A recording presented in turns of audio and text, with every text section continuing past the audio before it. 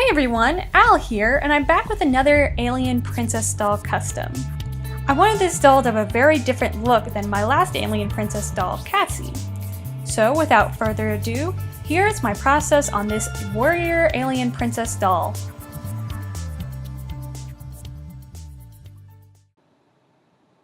I used this Jane Doolittle I got off Amazon as a base. I love her facial sculpt. She just has some really pretty, nice, and just really different looking features. I already had plans to use a lot of her accessories in the custom, so I'm going to be keeping a lot of those and painting them later. It was kind of a bummer, but even fresh out of a brand new box, her hair was pretty badly damaged. So I did a quick boil wash with some fabric softener to hope that it would sort of tame the damaged hair that she had so far. After a quick hair wash, it's time to remove the factory paint with 100% acetone. It comes off super easy, as usually Monster High makeup does.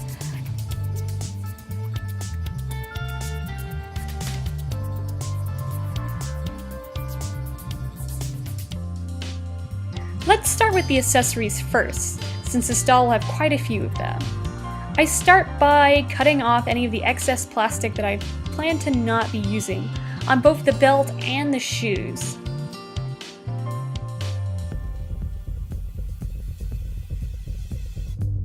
Then I start using paper clay to make the shapes that I want on the belt.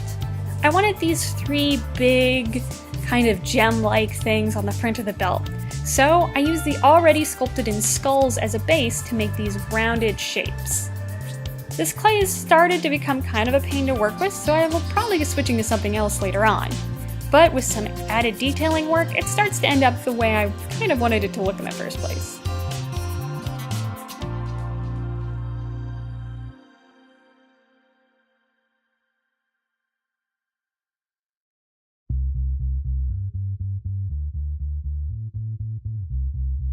Now, I want most of her accessories to be gold, but gold paint can be expensive and oftentimes doesn't have that great coverage, especially on darker colors like this blue. So I start out by covering most of the accessories I'm going to be using with her in a yellow acrylic. That way there's already a layer of color before I put on the metallic gold color.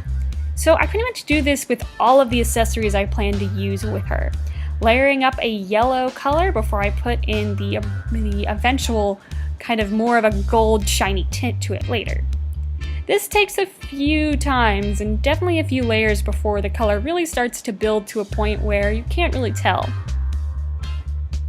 But with enough patience and enough layers, the colors start to build and they start to be in the perfect right yellow gold coloring that I need.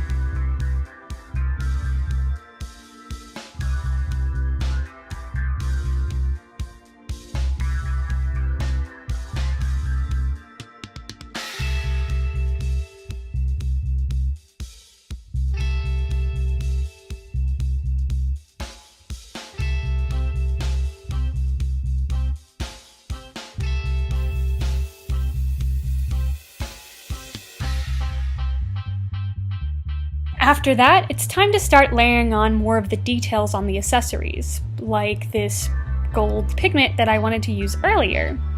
I kind of had this idea that on her planet, gold was a huge deal and a huge part of their culture, so I really wanted to make sure that it was in a lot of points of the design, as well as the purple and light purple colors as well.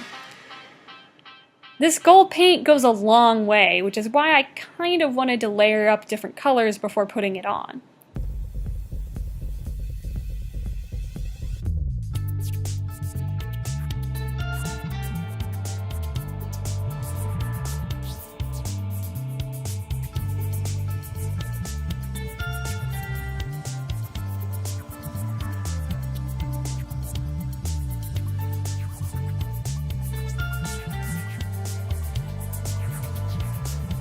Again, I start adding more of the color detail to make the accessories all look a little bit more realistic and complicated, rather than just having one simple flat color.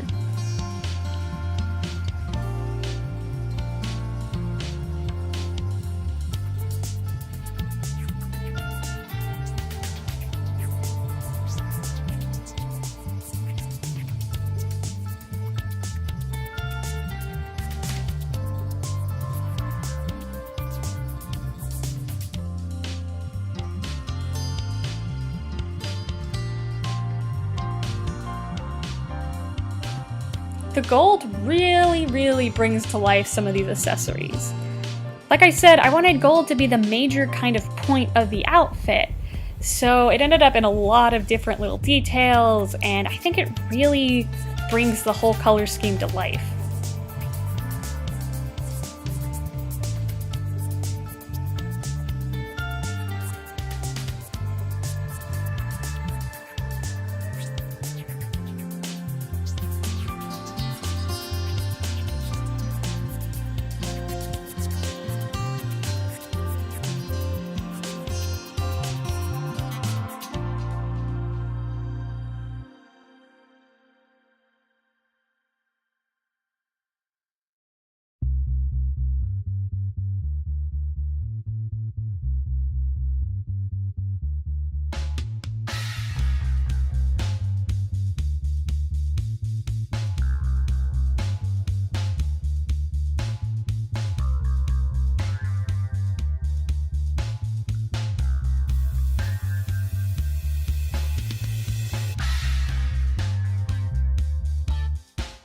Then I add these star beads to some of the accessories. I plan to use them as a connecting point between all of the alien princess girl designs. Then I start adding these nail art stars to different little points in the shoes. I ordered them off Amazon and they are super cute and super duper useful.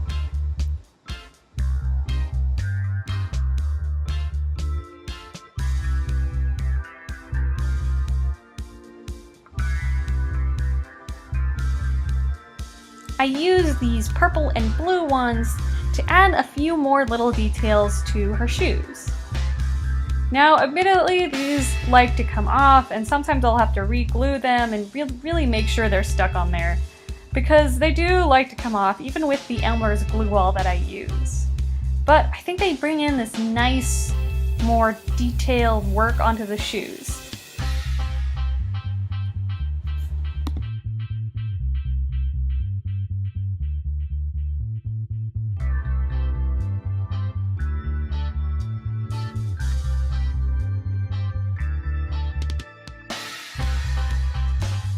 Using that same gold paint, I go ahead and give her some markings on her body. Here's the original design. I wanted to keep it really loose so that I still had time to change it. And as you can see, there are some things that got changed. I made a very simple shirt with just a few pieces of fabric, and I kept the black pants that the doll originally came with. Now let's get started on the face-up. I did this face-up 3 times. So yeah, there was a lot of difficulty with it. I don't know why her design didn't come to me as quickly as the other designs did, but this last time finally worked. I wanted her to have these sort of sultry, kind of more sharper features than Cassie did, as well as having kind of tougher looking brows and kind of a sterner looking expression.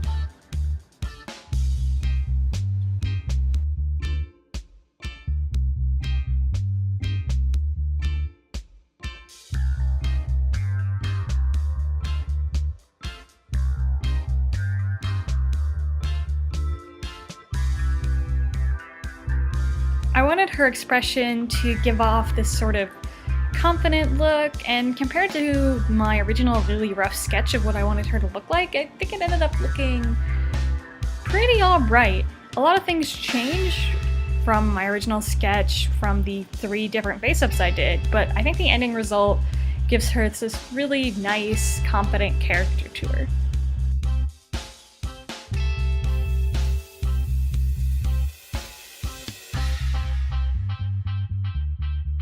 Now, I very timidly start putting in the black of the eyeliner to get that eye shape really kind of well defined. And if I could get it back on camera, which I seem to have a tough time doing with this one, you'll see what I mean by her sharper, more distinct features.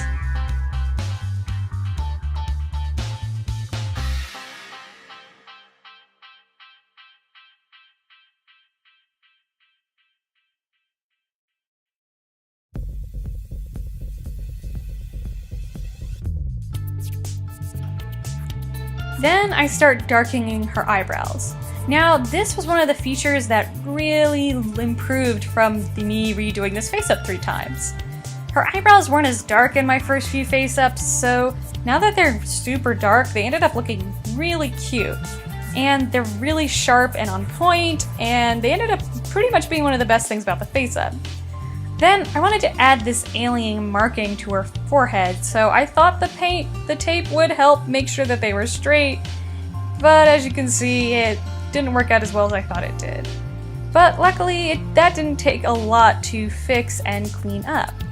So then I start adding in some of the colors of the eyes. I wanted her to have these eyeshadow or kind of eye markings. I'm not exactly sure what they were. But I add that in along with the darker color onto the lips with acrylic paint.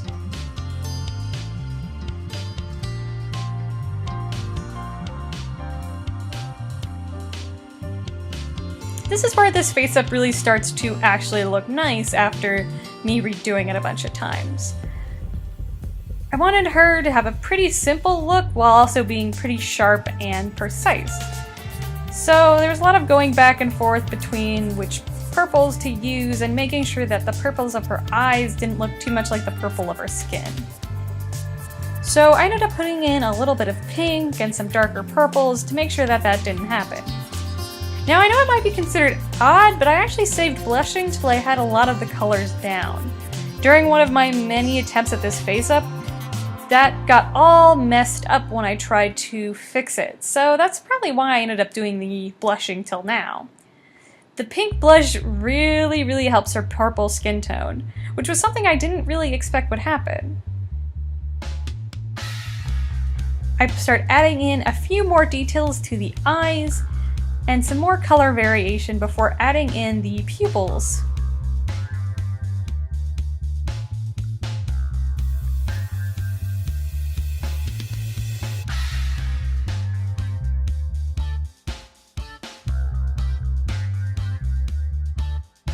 Then I start putting these gold face marks to match the golden marks that are already on her body.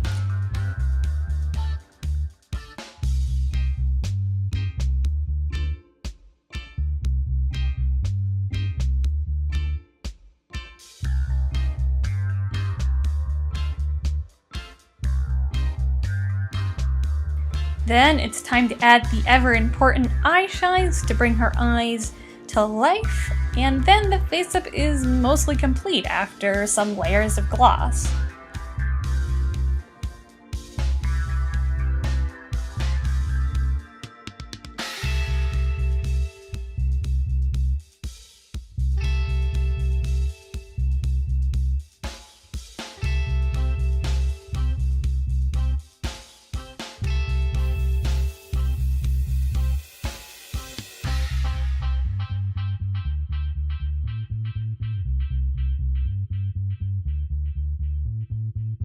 Maia is a heavily respected warrior on her home planet. Reliable and highly intelligent, she is considered an incredibly intimidating face. But she's actually a very good friend. Fiercely loyal and helpful when you need her, she is definitely a good friend to Cassie. If you liked the process on making her, go ahead and like and subscribe, and hopefully I'll see you guys again really soon.